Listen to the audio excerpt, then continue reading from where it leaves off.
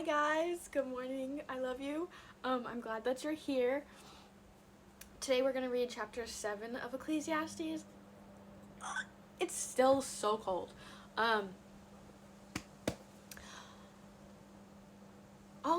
It just occurred to me that I never said in my last video what else you were supposed to comment. And this is, excuse me, there was dog hair on my Bible. And this is why the Bible gives us instruction on things, because I just made a promise and I didn't keep it. Where if I had listened to the word and didn't make a promise to do something, then I wouldn't be letting people down. You see what I'm saying? Knowledge, basic instructions before leaving Earth. That's not mine. I was just trying to remember it. Okay, so hopping into wisdom. After we pray, we can forget to pray. I'm so cold. I'm also saying I'm so cold as I have my window and my door open. So, there is that. And we're going to hop into this. Dear Heavenly Father, thank you so much for everything that you've done for us. Thank you for everything that you plan to do in the future that we don't know about. Thank you for another day. Thank you for this platform. I ask that you bring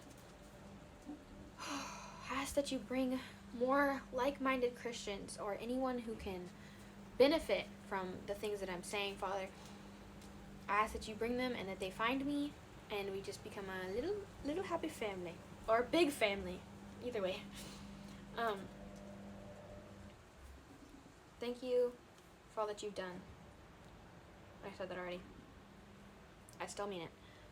Please give us ears to see, ears to hear, eyes to see, and hearts to receive your word hearts to receive as we read your word today. In Jesus' name, amen.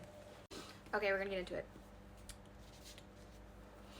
A good name is better than fine perfume, and the day of death better than the day of birth. It is better to go to a house of mourning than to go to a house of feasting, for death is the destiny of everyone. The living should take this to heart. Frustration is better than laughter, because a sad face is good for the heart. What?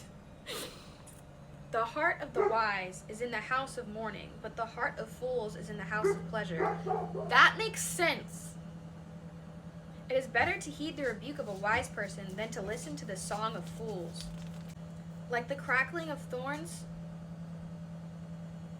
under the pot, so is the laughter of fools. This too is meaningless. Extortion turns a wise person into a fool, and a bribe corrupts the heart. Also true. The end of a matter is better than its beginning, and patience is better than pride. Do not be quickly provoked in your spirit, for anger resides in the lap of fools. Fire! Let's go. So good.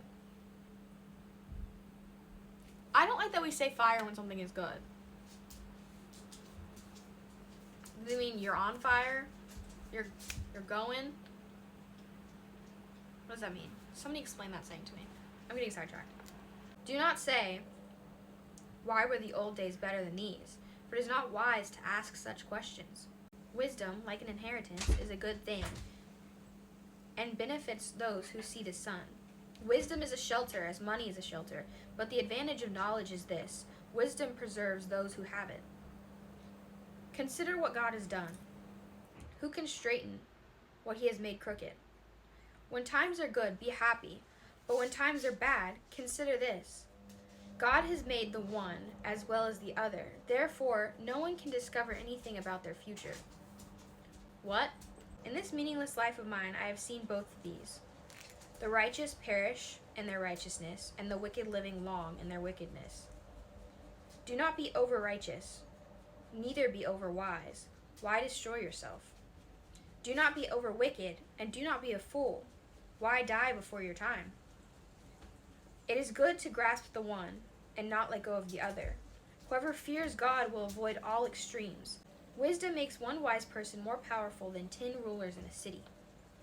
Indeed, there is no one on earth who is righteous, no one who does what is right and never sins.